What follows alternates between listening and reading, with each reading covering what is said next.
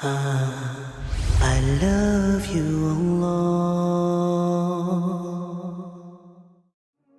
And as I begin the second part of my khutbah, my dear brothers and sisters, I want to share with you another beautiful story. This is the story of a man who was originally Egyptian, but he lives in the beautiful city of Al-Madinah Al-Munawwarah. And he has made Hajj for the last 20 years in a row, every single year. And he was doing an interview recently, and he was asked, you as a janitor, as a poor man, what do you think is the cause that Allah subhanahu wa ta'ala keeps calling you back to His house?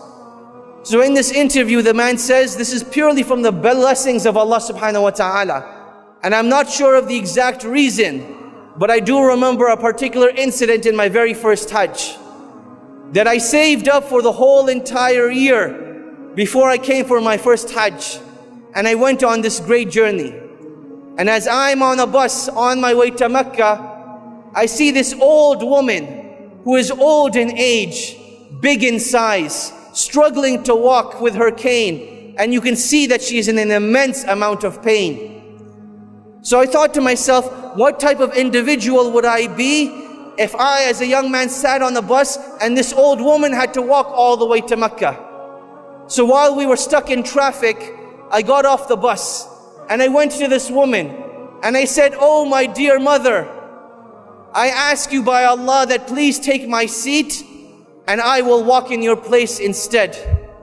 And this woman, she started to cry with tears, thanking Allah that Allah subhanahu wa ta'ala had sent someone that would take her on a bus rather than her having to walk. And as she was getting on the bus, she turns around to that man and she says, oh my dear son, I pray to Allah that Allah subhanahu wa ta'ala never prevents you from making Hajj again.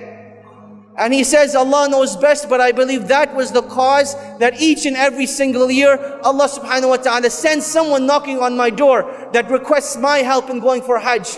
Or they request my company. Or they say, I want to take you to Hajj for free. And each and every single year for the last 20 years, this is what has happened.